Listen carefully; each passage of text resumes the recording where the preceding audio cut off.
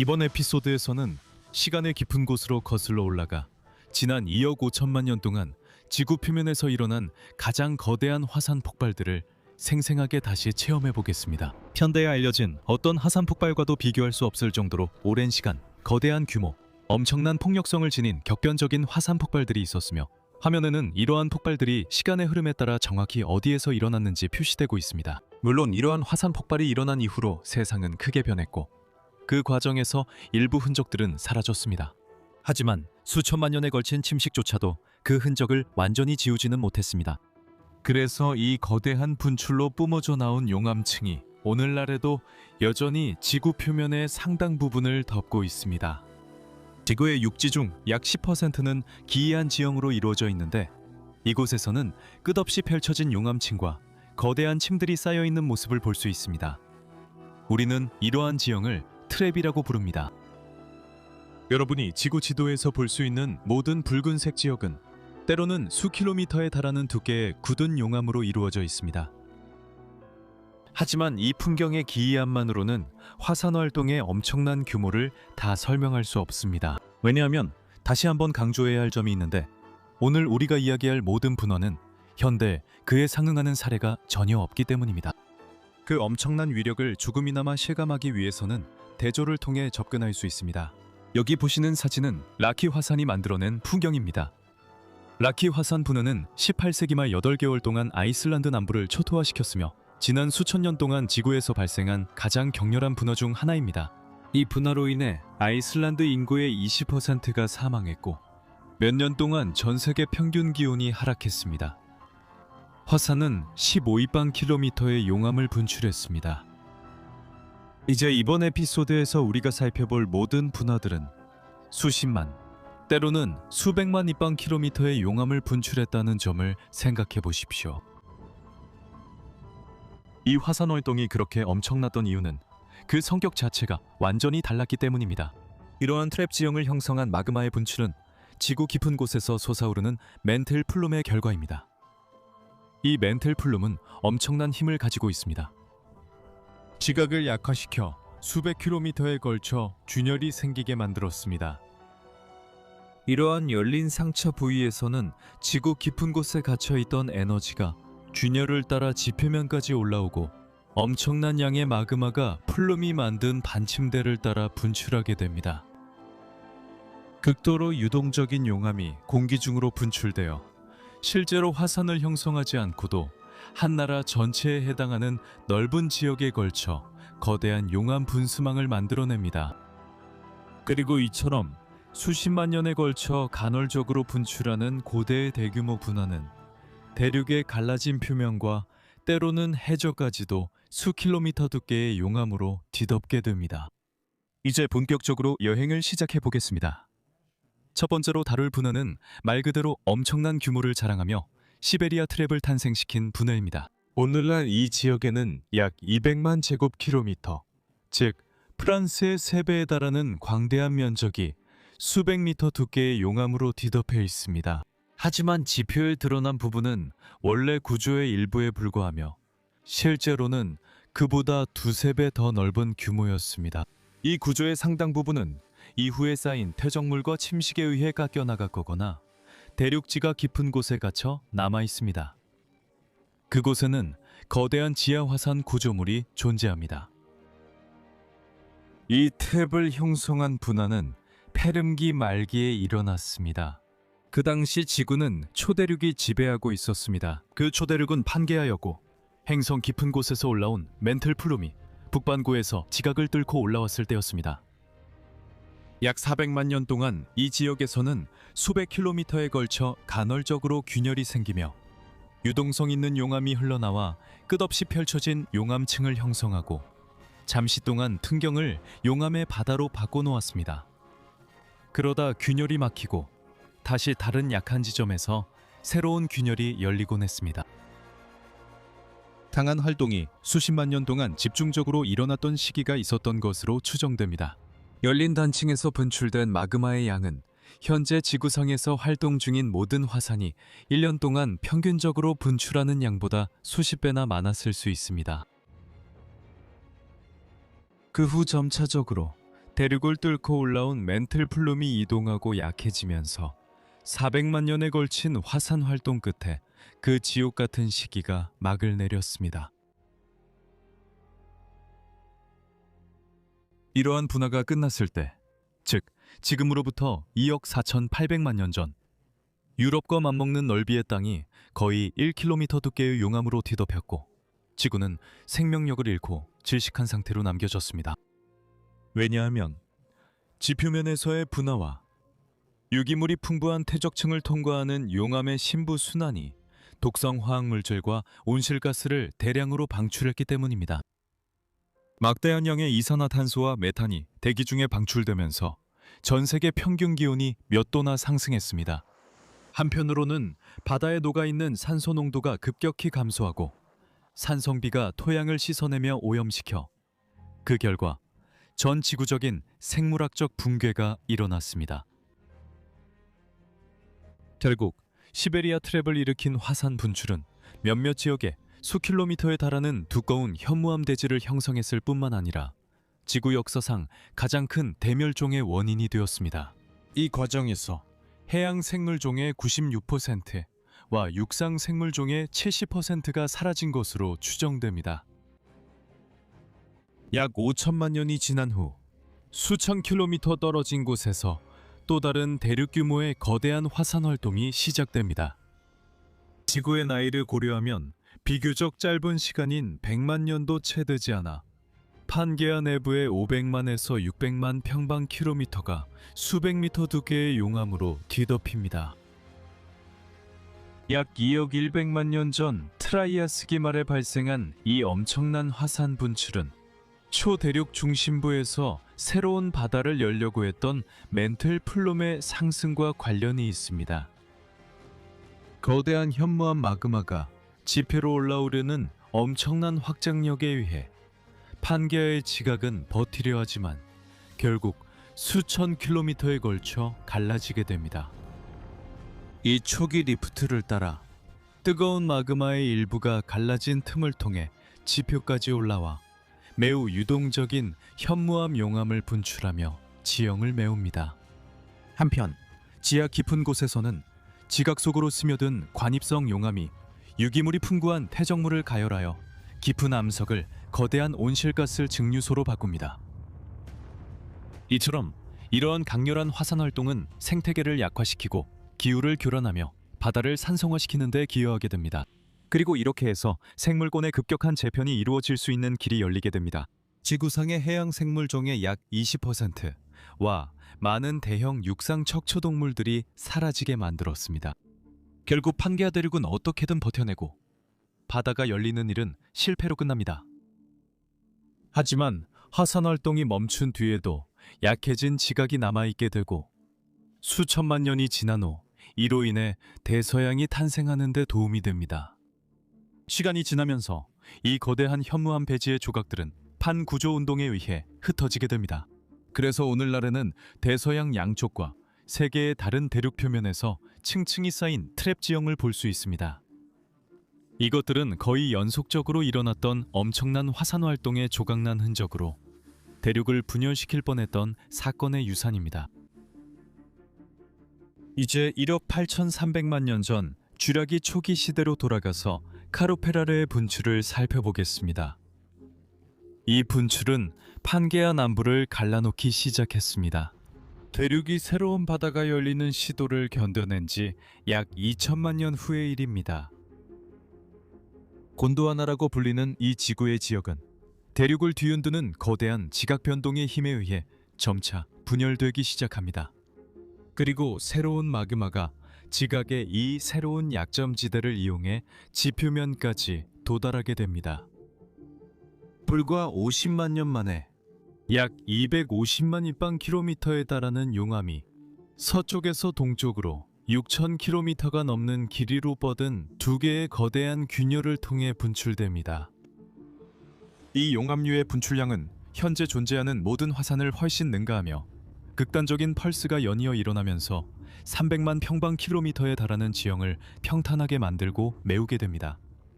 결국 훗날 다음과 같은 지역이 될 넓은 땅을 덮게 됩니다. 남아프리카, 남극, 그리고 남아메리카, 인도, 호주의 일부 지역입니다. 카로페라르 분화는 또한 토아르시안 대멸종을 촉발하게 됩니다. 이 시기 동안 불과 50만 년 만의 분출로 인해 대기 중에 방출된 막대한 양의 이산화탄소와 이산화황이 해양의 화학 조성을 극적으로 교란시키고 물에 녹아있는 산소 농도를 급격히 떨어뜨리게 됩니다. 한편 대기 중 이산화탄소 농도는 약 500ppm에서 거의 1000ppm으로 2배가 될 것입니다. 지구 전체적으로 해양의 온도는 3도에서 7도까지 상승하게 됩니다. 카로페라르 화산 분출이 끝나고 균열이 닫힐 때쯤이면 해양 생물종의 거의 4분의 1이 지구상에서 사라지게 됩니다. 그리고 곤도와나 남부의 지각은 이 강렬한 열로 인해 약해져 화산 활동으로 생긴 약한 지점을 따라 분열이 더욱 가속화됩니다. 하지만 이 위기는 이전의 위기들과 마찬가지로 죽음만을 가져온 것은 아니었습니다. 이 위기는 다른 생명체가 등장하는 데 기여했습니다. 동물이나 식물이 사라진 자리에 다른 생명체가 자리할 수 있기 때문입니다. 이렇게 이 재앙으로 인해 비게 된 생태적 지위는 공룡의 다양화를 촉진하게 됩니다. 4,800만 년이 지난 후 백악기 전기 말에는 곤드와나 대륙의 분열이 이제 본격적으로 시작되었습니다. 그리고 아프리카와 남아메리카 사이에 형성되고 있는 균열, 즉 남대서양 열곡이 생겨나고 있는 그곳에서 파라니아와 탄데카 트랩의 기원이 되는 용암 분출이 시작됩니다. 300만 년이라는 시간 동안 150만 입방킬로미터의 용암이 지표면에 퍼지게 되는데 그 면적은 프랑스의 2배에 달하는 넓이입니다.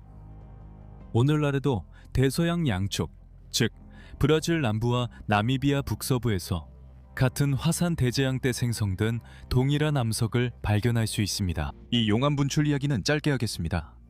다음에 훨씬 더 거대한 것을 다룰 예정이기 때문입니다. 지구에서 발견된 것 가운데 가장 거대한 것입니다.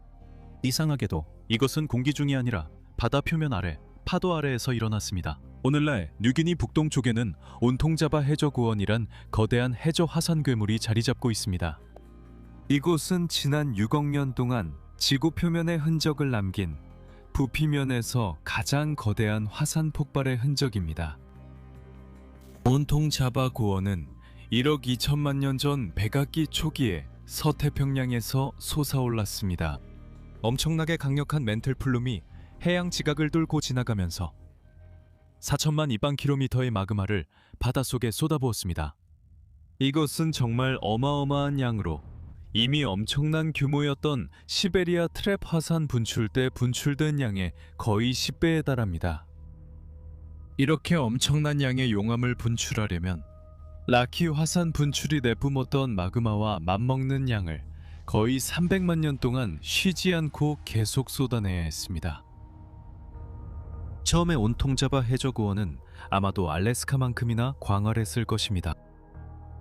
그리고 일부는 해수면 위로까지 솟아올랐을 것입니다. 하지만 용암이 쌓이고 쌓이면서 결국 그 무게를 이기지 못하고 무너져 내렸습니다. 왜냐하면 마그마층이 표면에 쌓일수록 그 아래의 해양 지각이 휘어지기 때문입니다. 오늘날 지진파 자료에 따르면 이 대지는 26km 두께의 말라붙은 용암층이 쌓여 이루어져 있는데 이는 이 구조물이 놓여있는 해양 지각보다 거의 5배나 두껍습니다. 바로 이 엄청난 질량 덕분에 바다 밑에 누워있는 이 거대한 암석이 보통 바다에서 형성되는 지질 구조물들처럼 해양 판 구조론에 의해 빠르게 재활용되지 않고 남아있을 수 있었습니다. 실제로 깊이 움직이는 지각 속으로 파고드는 온통자바는 이동시키기 매우 어렵고 판 구조의 움직임도 그것을 미끄러뜨리기가 매우 힘듭니다. 해양 지각이 대륙 아래로 침강하는 섭입대에 이르기까지 그렇습니다. 또 다른 이상한 점은 온통 자바의 형성이 시베리아 트랩을 만든 분출보다 10배나 더 많은 용암을 분출했음에도 불구하고 대규모 멸종과는 연관되어 있지 않다는 것입니다. 국지적으로 남태평양에 이렇게 엄청난 양의 마그마가 갑자기 유입되면서 해류의 순환이 크게 뒤바뀌었고 물이 산성화되어 많은 해양 생물들이 멸종 위기에 처했을 것입니다. 하지만 분출이 오랜 시간에 걸쳐 일어났고 특히 용암이 지나가면서 유기물이 풍부한 퇴적물을 태우지 않았고 분출로 방출된 가스가 대부분 바닷물에 흡수되었다는 점, 이 대재앙의 영향을 크게 완화시켰습니다. 이 점은 분명히 지구에게는 좋은 일이었습니다. 통자바에서 용암이 흐르던 것이 멈춘 지 5,300만 년이 지난 후 아프리카에서 떨어져 나와 아시아를 향해 오랜 이동을 시작한 인도 서부의 일부 지역이 이번에는 거대한 규모의 마그마 상승에 희생양이 됩니다. 그 지역이 인도양 한가운데 현재 레위니용 섬의 열점 바로 아래쯤에 위치해 있을 때였습니다.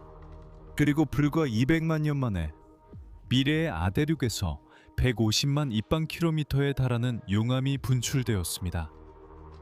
이 엄청나고 비정상적인 화산 활동이 데칸트랩 형성의 원인이 되었습니다.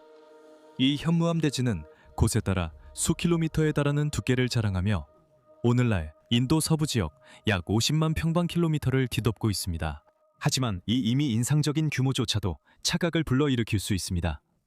왜냐하면 이는 6,500만 년의 침식 이후에도 남아있는 일부에 불과하기 때문입니다. 그리고 데칸의 용암은 원래 150만 평방킬로미터가 넘는 지역을 뒤덮고 있었던 것으로 추정되지만 시간이 흐르면서 그 범위가 줄어들었습니다.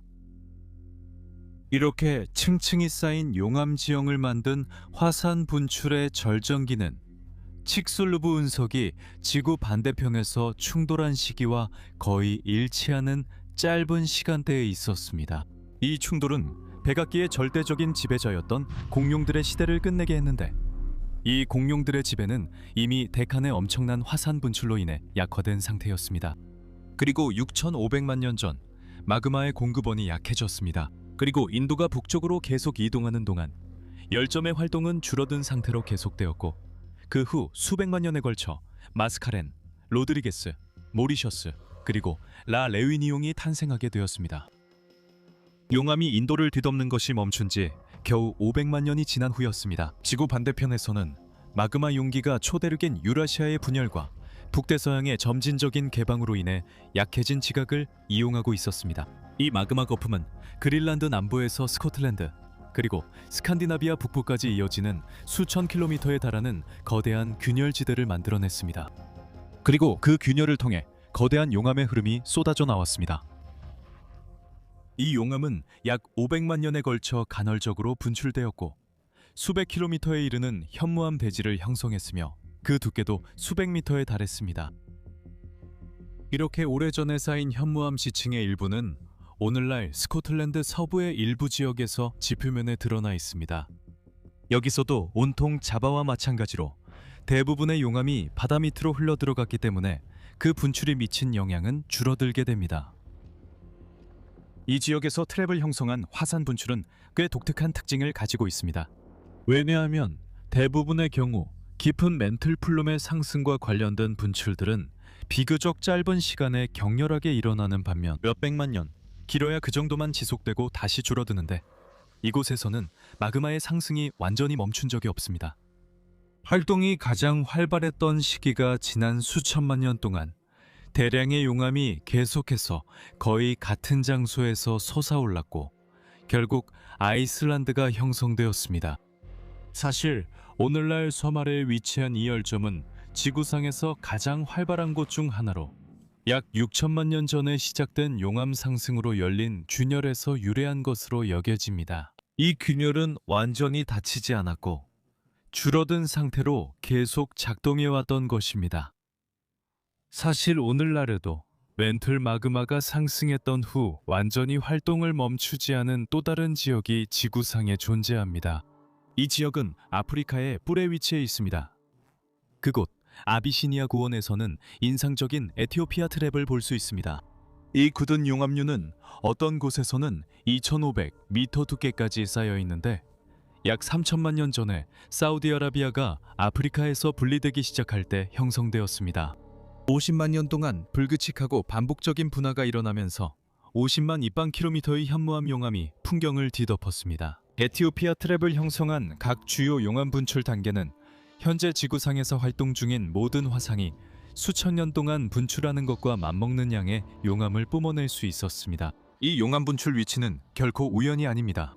이 용암 분출은 홍해와 동아프리카 열곡대가 열리기 시작한 시기와 일치하며 이는 아래에서 맴돌던 마그마가 상승할 수 있는 주요 통로를 만들어 주었습니다.